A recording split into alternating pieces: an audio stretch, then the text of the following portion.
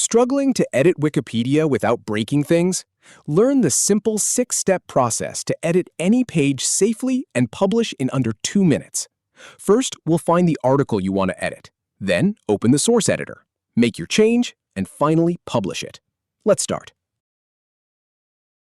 Start by typing the article name into the search bar.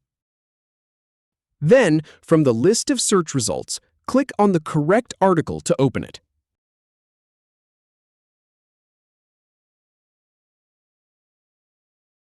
Now, to make changes to the source code, click on the Edit Source tab at the top of the page.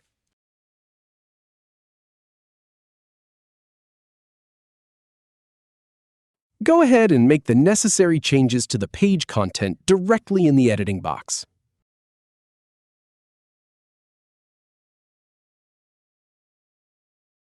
For example, we inserted the word widely. Finally, click Publish Changes to save your work.